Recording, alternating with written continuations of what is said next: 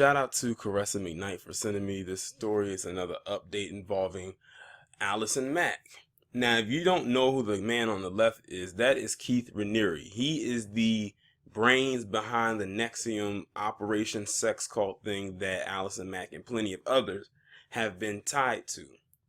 And it's rare that I do a story that's surrounded around him. It's usually surrounded around, I would say, his puppets, more so than him, to the point where I didn't talk so much about him to the point where I forgot what he even looked like from the last time I saw his face.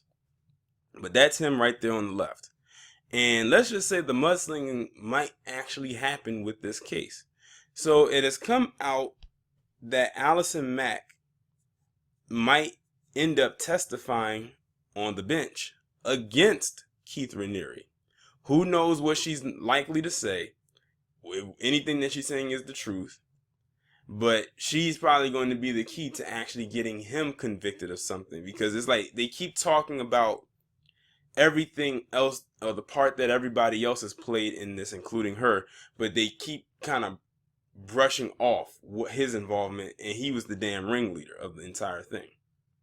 Now, don't get me wrong, Allison Mack definitely deserves to serve as much time as possible, but he definitely deserves to serve the most time out of anybody involved, because he put the entire operation together.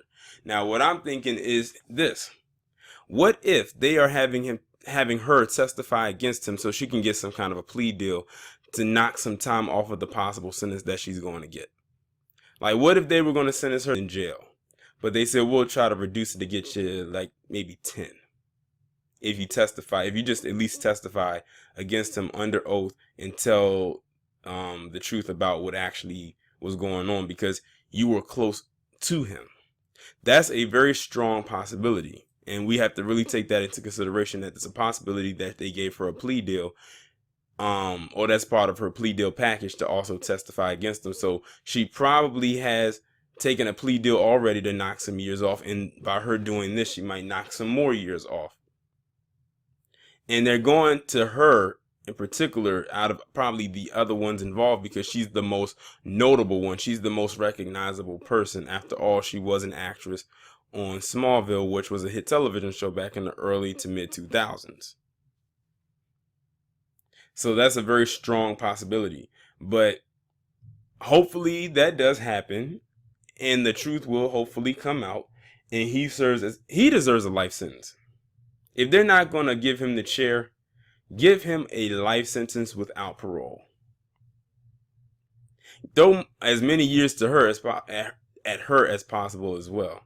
Since mainstream media doesn't seem to want to talk about this at all. Like, I have yet to hear mainstream media mention anything about Keith Raniere. They barely touch on Allison Mack. Not barely, but rarely, because that's less than barely.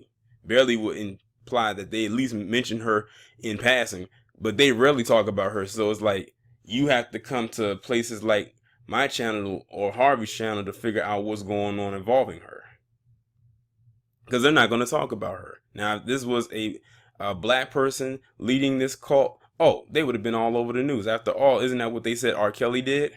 Remember, they kept saying that R. Kelly had this sex cult. Meanwhile, they were actually leading an actual sex cult for years. And the thing is, they aren't the only ones. They are just the ones that got caught.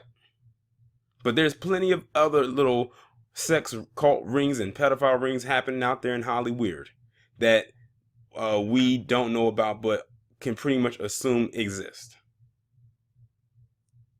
But y'all let me know what y'all think about this update down in the comments, and I will talk to you in the next one.